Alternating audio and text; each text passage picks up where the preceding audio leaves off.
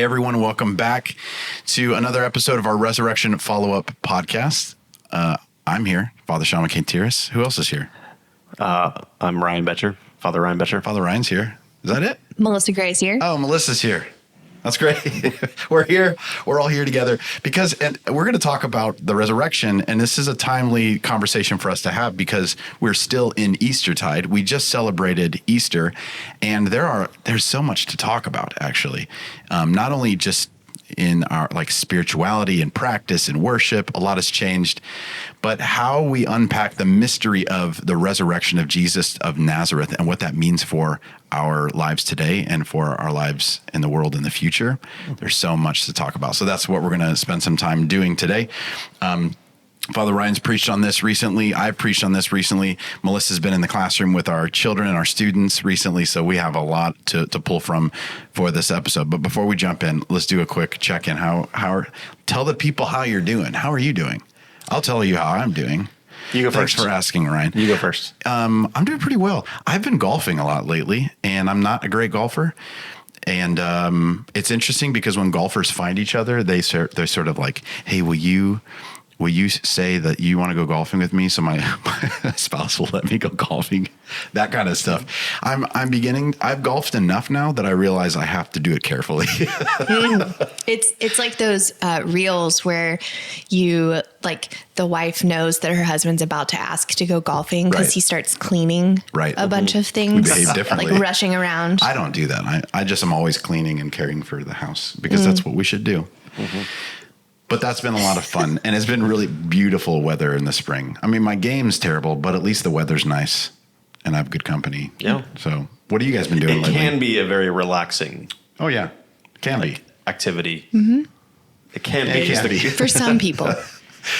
Oh, so we'll see. How are you doing, Father Ryan? Tell us what's going on in your life. What's happening?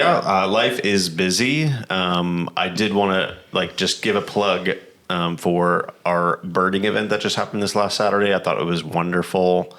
I took two of my kids.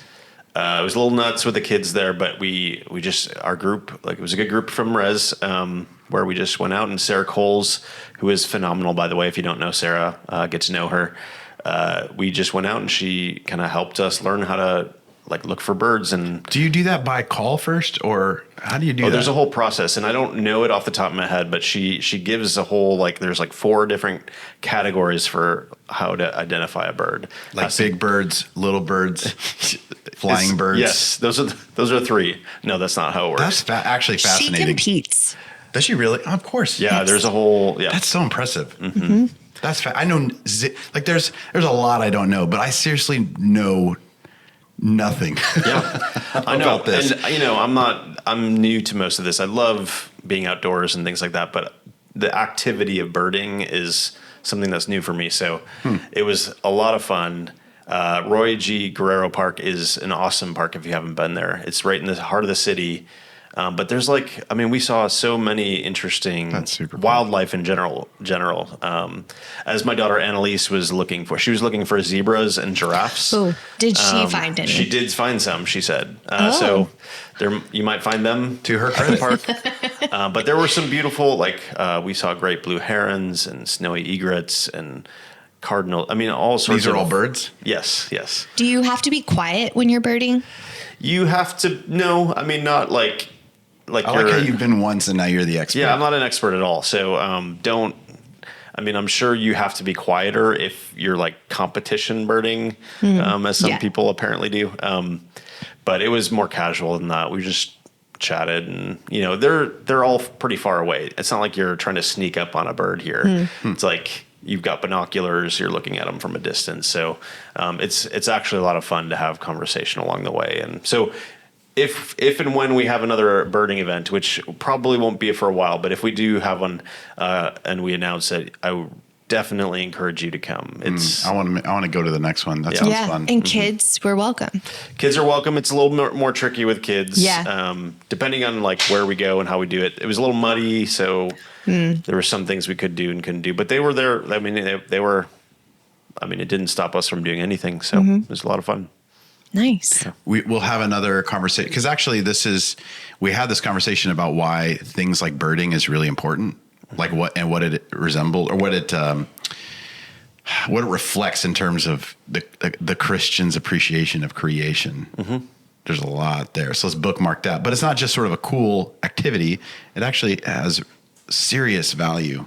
Oh yeah. Yeah. I mean, I could go into we could have another podcast about this. We'll have one. The theological significance of birding. Yeah. We'll call it on birding. We'll have like bird sounds as the. We should have Sarah here for that one. She definitely, actually. She would be able to bring a lot more knowledge than I can, but I could bring the theological significance of just the importance of knowing creation in that way. Spirituality of birding. Yes, there you go. Things like that. Melissa, what's happening with you? Well, today's Winston's first birthday. Yes. So we made it a whole year and kept a child alive. He looks like a 2-year-old. The size of like a 2-year-old. He was in a bad mood this morning, so it was happy birthday to poor Winston. You still like being a parent? I do. Yeah. It's been really fun. Okay, just check it in. Yeah. It's good to check in once a year. Yeah, I did not like newborn stage like I thought I would. Mm-hmm. I thought that I would like love the snuggly newborn. Mm-mm. And to this day, I'm like, I'm still kind of having a hard time with newborns. Like, I don't really want to hold them like I used to want to hold them. Oh, interesting. I like still need some space. I think they're cute when other people hold them. I'm like, oh, your baby's so cute. But yeah, I don't want to hold babies. I used to want to hold babies. I'm a big baby holder. I love them. But newborns, I want like the squishy, like 8 to 9 month old ones that are. My wife's completely opposite. She just says like, give me the baby and let me hold and squish this little baby. Mm-hmm. So Winston's one. That's all consuming. That's what's going on in your world. That's it. That's it. That's it. So much can change in a year. It feels like I saw a picture or video or something of you leading worship. I think it was like on Easter or right around Easter last year, and you were pregnant, and it's like, that's a big change in a year. Yeah. In this position now at the church. Yeah. And man, new job. Crazy. Lots of things have changed in my life. Yeah. So today feels like a day of, the past couple of days, I've been reflecting and really thinking back on like, oh, this is what I was doing on this day at this time. And because we got the call that we could go in for our induction on a Sunday morning. So like this Sunday, I was really thinking about that. I was like, oh man, like last year, this was going on. So I'm spending a lot of time thinking and reflecting. Social media has a lot of problems. One of the things that it's nice about is when it shows you like, here's what happened a year ago. Oh yeah. You get to see those pictures. Oh, last night, my best friend sent me a picture of the two of us hanging out together 2 years ago. She came because she had a baby or something. No, our third. Well, let me guess. Cause No. Our third. Keep going, Shawn. With podcasting, it's like improv. You're supposed to say yes and everything. Yes and. No, our third IUI had failed. So she came to spend the weekend with me because it was like our final one that we were going to try. So it was kind of this weekend of me like mourning the idea, like grieving that the way I thought I was going to become a mother was my mindset was changing. And that's heartbreaking too. It is. Yeah. It was really heartbreaking and sad, but we were like moving forward with adoption. And so it was really, she sent me that picture last night and was like, you're putting your like, what did you think when you see that picture? I was like, I can't, like 2 years ago, me would have never thought that this would be this, my little surprise baby. I'm putting him to bed. Like, that's a lot. So I've been doing a lot of reflecting. Oh boy. Yeah. You guys are, we have a lot going on. Good things. Well, let's jump in. We want to talk about the resurrection and what it changes. And we all know that when we read the creeds, we profess our faith in the words of the creeds, that it's not just something historical or just theological. And by that, I mean, we're not just talking about God doing things that we should remember or even hide in our hearts merely or memorize and be able to recite at the right time. We're talking about a claim about something that happened in human history.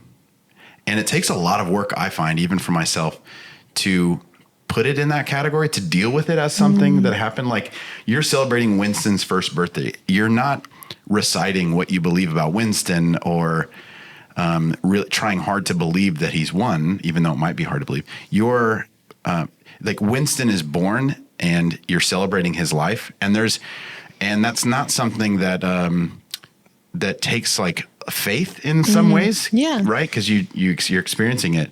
For us, removed from the resurrection of Jesus, it might take faith. Of course, it takes faith, but it's still like even still, it exists in this timeline and in this world as something that a human being, like involved a human being that happened in our human timeline. Yeah, and I think that can take some work, and especially because we sort of skeptically go, well, how can we prove historically this, or is it important that we believe in a bodily resurrection? And some of that I try to tackle on our Easter sermon. So if you're listening and going, well, I have those questions, they're really great questions. I've had those. We've all had those. We still have those, actually, right? We're still working on it. I would say go listen to that sermon if that's any help. But also the book I'm going to reference in this episode, which has been a big help for me, is a book by a really, like one of the world's leading New Testament scholars. N.T. Wright wrote a really wonderful book called Surprised by Hope. The subtitle, I forget, it's in here, but I'm not going to look it up. But it's about the resurrection and the mission of the church. And it's really helpful, even with questions about the historic resurrection of Jesus. So we're going to explore that together and ask, like, okay, so if it is something that impacts the real world in our lives, then how does it impact those things? And how can we see it? And like, what does it change about how we navigate our lives today?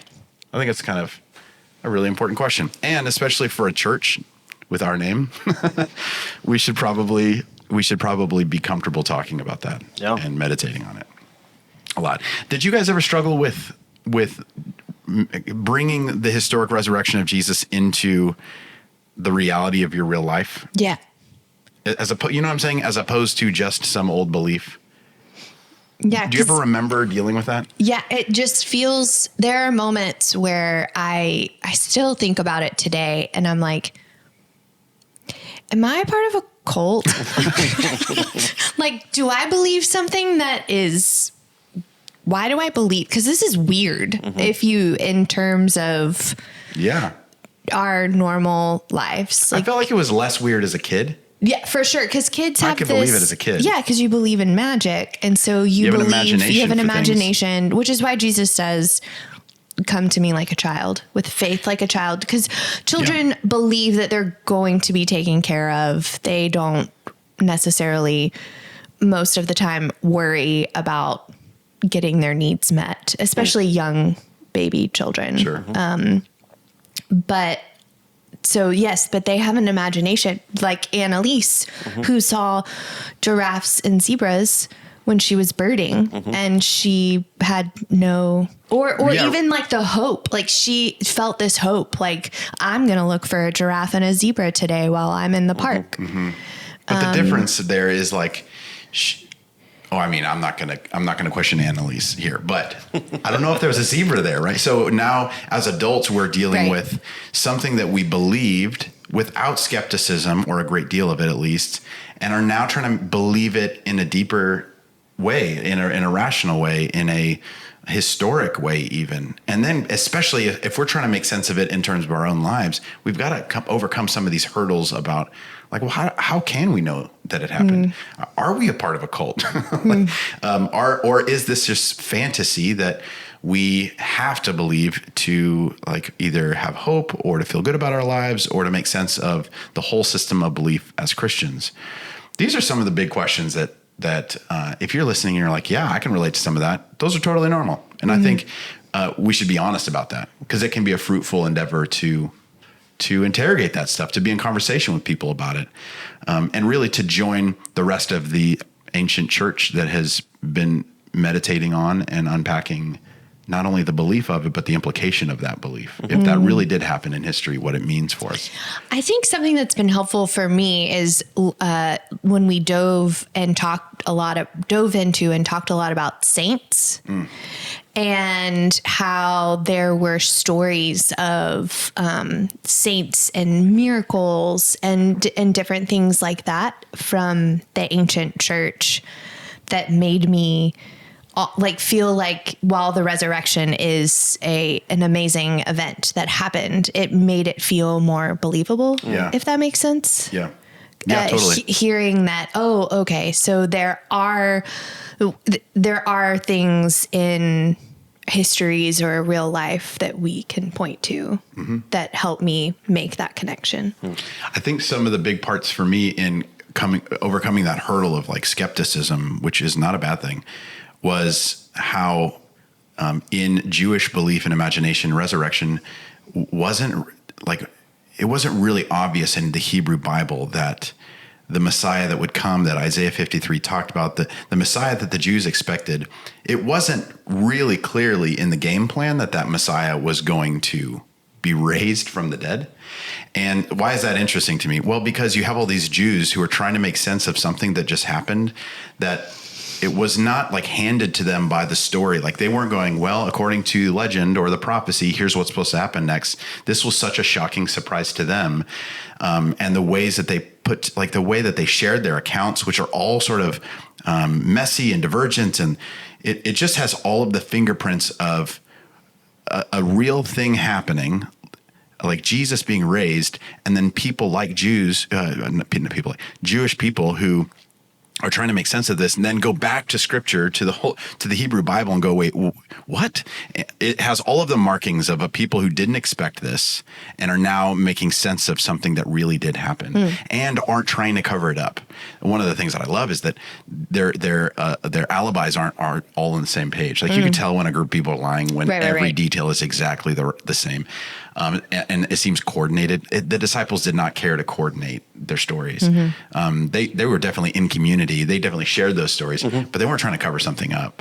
There's a whole bunch of other details for that, but those are some of the things that helped me go from skepticism to something that was not merely rational, but something that is possible, that it could be beyond rational. So when I got to that place, it warmed some things up in me, like, okay.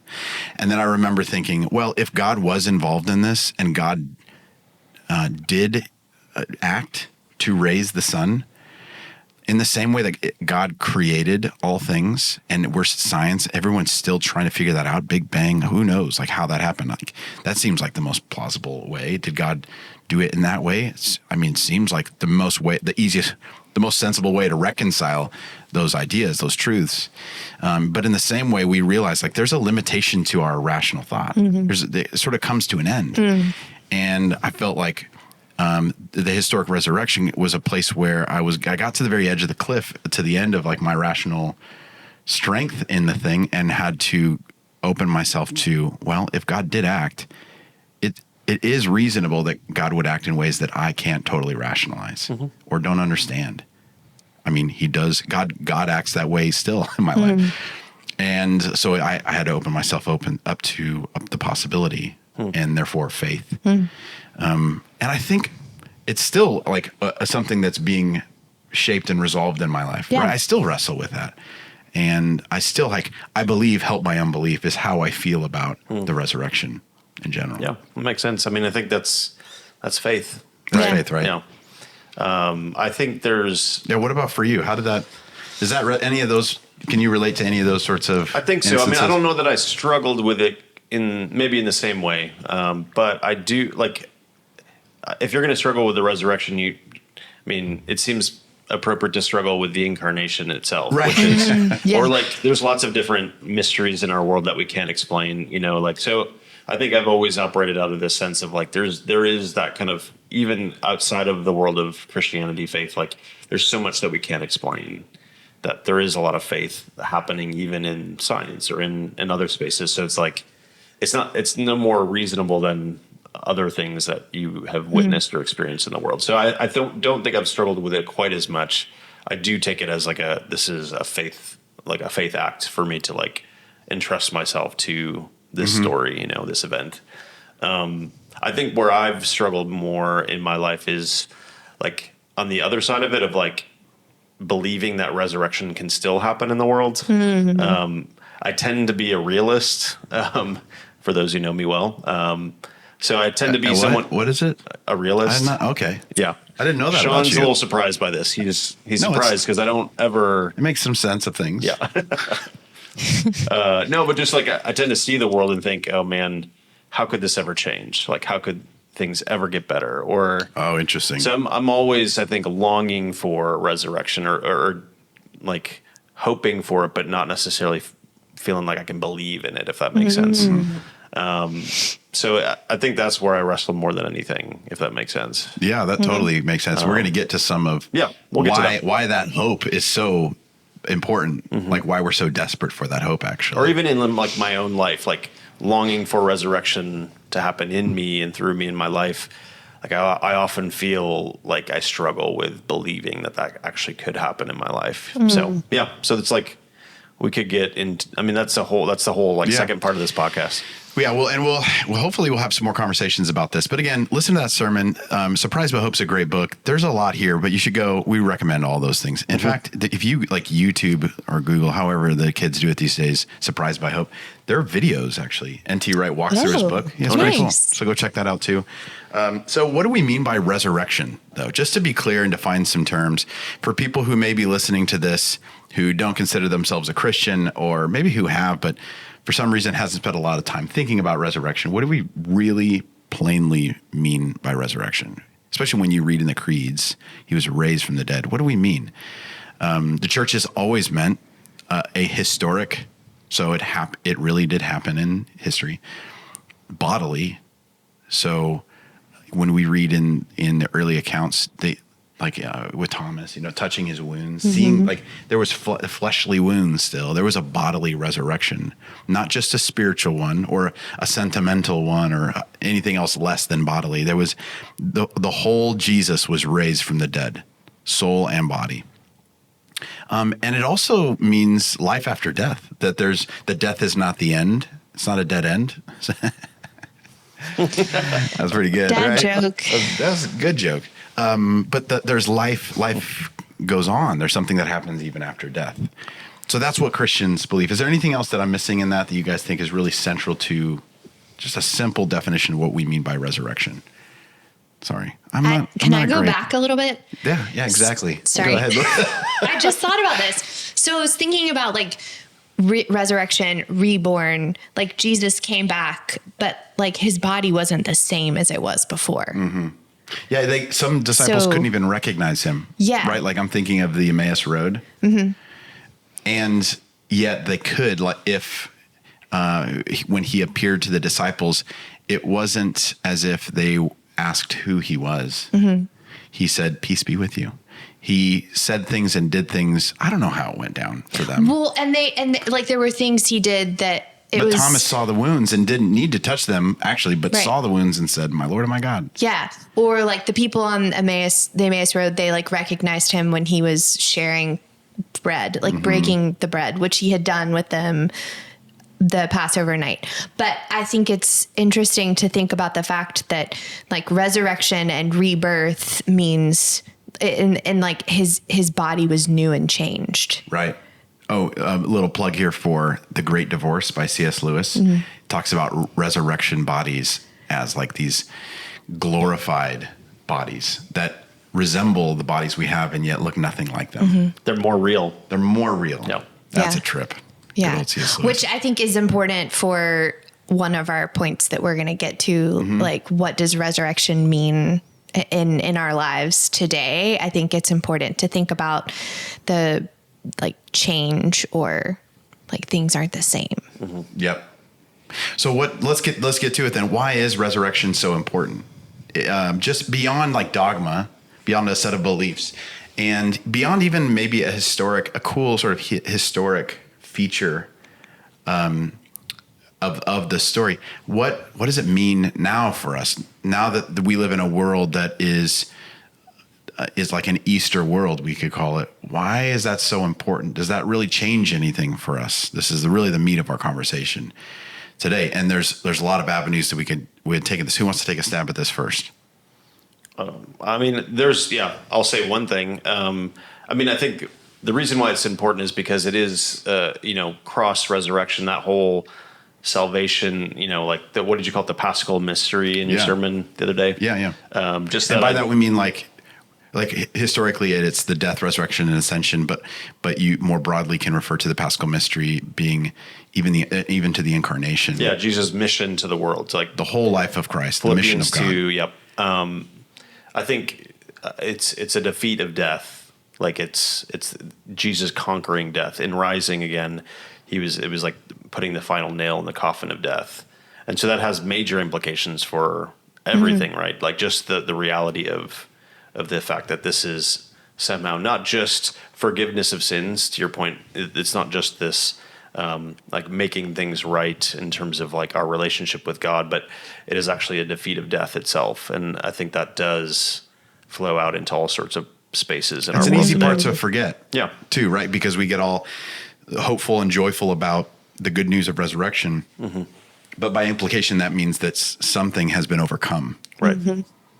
And if it's true that sin and death have been overcome, then there should be some implications for our lives. Yeah. Right. Mm-hmm. Well, I think it also helps us with perspective because that means, and I don't mean to get all like trippy with heaven or whatever, but like this world right now that we live in, or our existence is a small part of what our forever life will be. Sure. Which I think can There's help. so much more. Yeah, which can help reframe your life. Yeah. Like you don't have to eat, drink, and be merry because tomorrow you're going to die and that's it. Yeah. Right. Yeah.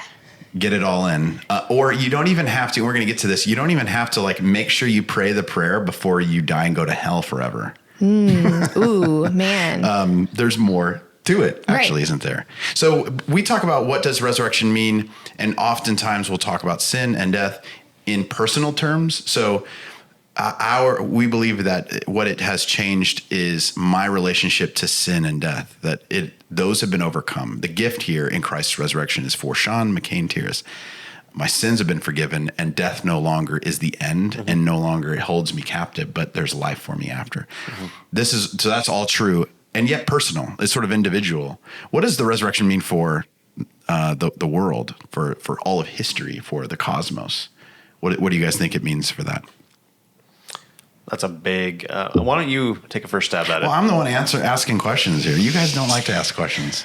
So does it mean that resurrection for the world, that are you speaking about like the new heaven and the new earth? Yeah, like totally. Because Revelation if God is style, raising bodies, then he's like changing the world and the material world. The material world. Yeah. Yeah. So something that I remember clearly in like high school, we studied Revelation, and something that one of the books that we read talked about were that there are like species of animals and flowers and plants that God has created that we have possibly never seen. And in the new earth, we will have unlimited amount of time to explore and experience And enjoy all of these. It like gives me goosebumps. All of birding. these like There's a birding reference right there. Eternal birding. Yeah, all these like cool, amazing things that God has created. And in this, they will be made new in the sense that there won't be like violence or sin or The burning down of rainforests or the destruction of the world. Correct. Like the flowers won't die. It's so that there's hope in that. Yeah. So Jesus is referred to as the first fruits of the new creation, which is like, I think, a real helpful clue for us about what's in view here. And what I imagine as Jesus, coming out of the tomb, being raised from the grave, having descended to the lowest parts of death itself and gutting it out, paving a return route for all that have died, for all that are captive to death and darkness, and the furthest outreaches away from communion with God. Christ has been there and deeper still, and paved a return route back into fellowship, back into life with God, back into life with others. And not in, again, just a sentimental or spiritual way, but in a created way, actually. The way that we have been born and created, in the same way that we're material now, Christ has made a way for us to be full, even more real, more really materially present with each other and with God. And what this signals for the rest of creation, if Christ is the first fruits of the new creation, it's sort of like when spring happens and the bud of the flower, the first bud of the flower indicates to you, the season's changed. that now it's happening. Here Yeah. we go. I don't know what flowers you have in your garden, but there are certain flowers that will sort of bloom before The everybody mountain else. laurels. Is that one? I don't know And anything they about smell flowers. like purple Kool-Aid. They smell like grape Kool-Aid. And so it's like when you smell the mountain laurels, and they only bloom for maybe 2 or 3 weeks, but they're some of the first blooms. And it's when you're walking around in Texas, notice at the beginning of spring, like you can smell these like hints of purple Kool-Aid. It's like the beginning of spring happening. So the resurrection is like I don't want to say it's like the purple Kool-Aid, because that's super culty. It is. It's the mountain laurel. Jesus is the mountain laurel Yeah. of the new creation. It's so what? Well, another way to frame that is the morning star, right? He's there you go. the first star to shine in the middle of the night. That signals to you that morning is coming, and then from there on, you slowly start to see the dawn coming. So it slowly becomes brighter and brighter and brighter until the sun rises. But the signal is there. The signal's We there. know where things are heading now. There's no taking away the morning star. We're not going back to dusk, right? Now it's the dawn. And Christ raised bodily means that God's new world, his new created world, is being set up. And that has a lot of implications, not only for things like how we care for creation, how we care for our neighbors, how we care for ourselves, how we care for justice and mercy and reconciliation and peacemaking. If Jesus is leading the charge of a new world in which God is making all things new and right, that's resurrection, right? If that's what's happening, then all of our actions that correspond to that harmonize with that are in line with, aligned with the God's new world, those are resurrection actions. Those are part of this. Yeah, and you see that in his life, right? Like he didn't just come proclaiming the kingdom and asking people to repent, and he's like going out and healing people. Like so, his life, which was the embodiment of the kingdom, included raising people to new life and resurrection through healing. You know, like it's. He actually embodied it in his own life. Otherwise, I remember having this question as a kid, but otherwise, why not just come and die? Yep. Why not? Or why not announce it in a way that you're going to get the most people to kind of wait till Twitter was invented. Yeah, exactly. And or I don't know, why not just give us a book that fell from heaven? Right. I mean, there's lots of different ways we could, but I think there is in the incarnation, in the fullness of that Paschal mystery, like you talked about there, we see the kind of full breadth of this, you know? Yeah. So we go on and on, but the point is when you get resurrection right, so much comes into focus in the Christian life. Things like sacraments, for instance, about the material presence of God, of Christ in the humble signs of bread and wine. Now that is not only possible or feasible in our own imaginations, but it kind of makes sense actually. Now baptism in real water with real bodies and being raised in baptism, it makes sense when you consider that Jesus's body was raised and he is the first fruits, the new sign that this new world is being brought about, that God is setting up. So much comes into focus. What I think on the flip side is kind of interesting. If you get the resurrection wrong, there's a lot of things that become blurry or even incorrect, really damaging, sort of divergent from actually where Scripture tells us that things are going.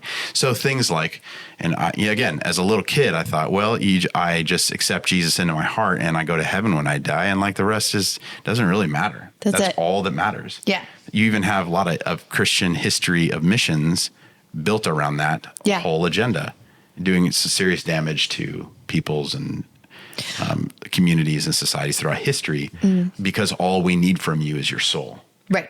Winning souls. And then for you to be an obedient, moral person. Right. And then to live this moral life. Yeah. That's basically the point.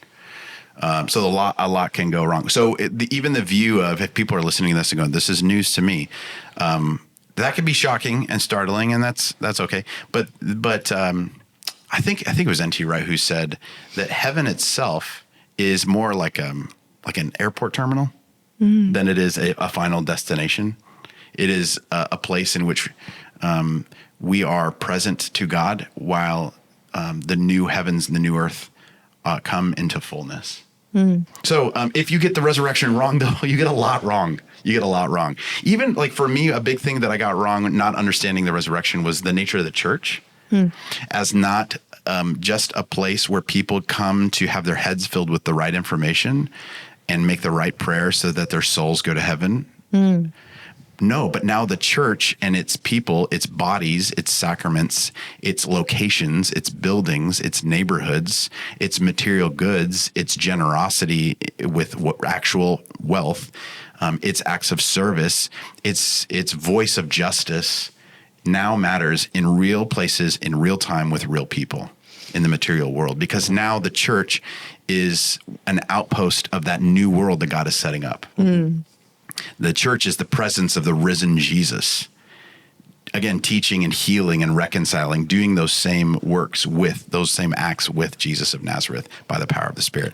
So the nature of the church comes into focus as well, actually. Yeah, I mean, I think you touched on this in your first sermon after Easter, when you talked about the early church, that kind of Acts. I don't know what chapter, Acts 2 is it? Where it talks about the... I think it's Acts 3, actually. Where it talks about like what was the church getting after and at the beginning. As they started to first gather, they were meeting to pray, to break bread, but then also to meet each other's needs, right? So like that was all happening in the context of like that first kind of ecclesial moment of the church. Yeah, there was economic impact by the resurrection. Yeah. And if you read Ryan, you're talking about Acts 2, and I think it may have been the beginning of Acts 3. I forget. It's funny, you preach, but then you forget exactly where you're preaching. Yep. Because it comes in a week, you're preaching again. But there was, in the early church, material, concrete things that were impacted in that community. Now that there were needs needed to be met. And the resurrection changed how those needs were met in community with one another. Now loving one another meant something much more profound. So in this resurrection community. So read early Acts or the first few chapters of Acts, and you'll see what we mean there. Well, and that's the whole idea of Jesus kind of flipping the script. He kind of changed the way people thought about being in community with one another and he spoke out very directly about how people had been living and how they should be treating others and living in community. Yeah, absolutely. It wasn't, in other words, it was no longer just as the scribes and the Pharisees were focused on the performance of the law, the fulfilling of the law in their own capacity, but Christ had come and not only fulfilled the law, but revealed the heart of God, of the kind of love God, love your neighbor that God intends to see. And so you see in Acts, like people behaving differently. Yeah. It like releases with the power of the Spirit. Yeah. It right? like releases us from this idea of like, we have to follow rules and be moralistic, and instead invites us into the goodness and kindness that Jesus gives us through the Spirit. Right. And we become those kinds of people. Right. Right. So Jesus is, and we'll get to the ascension in a bit. But by the way, if you don't get the resurrection right, you can't get the ascension right either. But Jesus is bodily ascended to the right hand of the Father. That's a whole nother thing. But in the bodily absence of Jesus on earth, he sends his Spirit, the Holy Comforter, to change us, to fill us, to empower us to do the same kinds of work and become the same kinds of people that he is, right?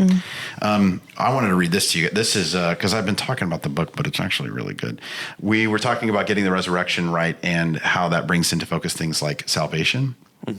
As long as we see salvation in terms of going to heaven when we die, the main work of the church is bound to be seen in terms of saving souls for that future.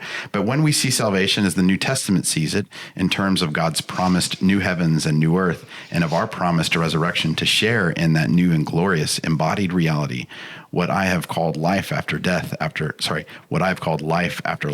death, then the main work of the church here and now demands to be rethought in consequence. How's that for a teaser for this book? And who is this? This is N.T. Wright. So I'm reading from Surprised by Hope, N.T. Wright. There's another one. It also means that, what does the resurrection change, and getting the resurrection right in our imaginations and where history is headed.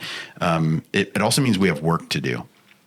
What kind of work do we have to do? I'm going to read another selection here from this wonderful book. We cannot get off the hook of the present responsibility, as many Christians try to do, not least with some parts of fundamentalism, by declaring that the world is currently in such a mess and there's nothing that can be done about it until the Lord returns. This is classic dualism. Many people embrace it enthusiastically. It leaves the church with nothing to do in the present except care for the wounded as best we can while we wait for a different kind of salvation altogether. I'm going to skip ahead. Of course, some Christians have spoken of the resurrection as a way of reinforcing a dualism that leaves them with no social concern. But that always was a gross distortion. Precisely because Jesus Christ rose from the dead, God's new world has already broken into the present, and Christian work for justice in the present, for instance, in the ongoing campaigns for debt remission and ecological responsibility, take the shape they do. If Jesus left his body behind in the tomb, and if we're going to do the same, as many theologians of the last generation thought, then we are robbed both of the ground and the energy for our work to bring real, bodily, concrete signs of hope to the present world. Come on, N.T. Wright, preach the gospel. You see what I'm saying? Yeah. I told you guys about this book. I don't know why you've never read it. It's fantastic. I'm teasing, but seriously, it's a wonderful book. But so this actually sort of sets up, and we can really land the conversation here because we're going to have so many more conversations. But if Christ is raised, then we have work to do. And if Christ is raised, then I know this sounds kind of tongue in cheek, but really, then bird watch. You know, if Christ is world, the new world's being set up, then enjoy the created world as an act of worship, as an act of gratitude. Go and explore and enjoy the world that God has made. It gives us a new ground for that enjoyment and that hope. It also, on the flip side, gives us a new hope for the destruction of our planet being reversed, for our like activism, our voice in things to reverse the effects of climate change and reverse the ways that we sort of pillaged the earth of its resources and not cared for it as something that God cares about and is renewing. It's like I don't know, the word that came to mind was like an embodied hope. Like we hope, but we're also participating in that work that we're hoping for, you know, that God is going to make all things new. We know this. But we actually have a part to play in that. We get to participate in that now, or that's what I think we've been called to participate in. That's right. So, I mean, I think that's, and that's why I think, you know, I was, you know, in my sermon the other week where I was talking about this, like embodied nature of like why the body of Jesus was so important, similar to the resurrection, but like why it was important that he was resurrected as a, you know, in his body is because the incarnation is everything when it comes to the way that his mission played out in the world, right? He came as a body. Truly present, to restore people's bodies and the world more fully, you know, but there's a sense in which like everything that we do that like we are often constantly pulled in different directions to be like disembodied so it's not just that we believe like Gnostic ideas or like that dualism that you were referring to. I think that was N.T. Wright. But it's that like, our practices can often be disembodied or, you know, and so there's this constant, I think, invitation to kind of find ourselves. Like, that's why I think something like birding is so important is because that's a very embodied practice, right? Like we're listening with our ears and like viewing things like there's something about that actually is more real than like there's a reason why people go into nature and experience God, right? And say like no wonder, or this is why I don't need to go to church. I think like it's that those are sort of the effects of the ways that we've compartmentalized spirituality away from the rest of the real world, as opposed to saying go experience God in nature, but also experience God as he's given. In his presence is given in the Eucharist. Right. Experience God in the community of the church. In the embodied practices of the liturgy. And in the fellowship of believers, in the passing of peace. The whole, if you look at the liturgy actually as the way that we participate in the resurrection world, you'll notice why everything is so embodied and sensory and tactile and visual, and we interact with each other. We're not just watching a movie in a dark room, right? But we're actually moving around using space and bodies and words because it matters to God. and because that's who we are, and because this is the kind of thing that it will be. This is the way it will be in the future. This is where things are headed, but in a more real, more true, more beautiful way, if you can imagine that. But just to, again, it's not just bird watching, but I'm thinking of, we talked about Acts and the economic practices that changed because of the resurrection. We could talk about, even in this political climate of an election year, we can talk about how public policy matters to God and should matter to us because of the resurrection. That would be another interesting conversation to have about, like, what does the resurrection change about what we care about in public policy? Yeah. Right? Or how we care for creation. I already mentioned that. Or how we parent our kids. What does the resurrection change about that? We've got a lot that we can explore. Hopefully we're going to do that. We can talk about addiction. We could talk about chronic pain and bodies that are diseased.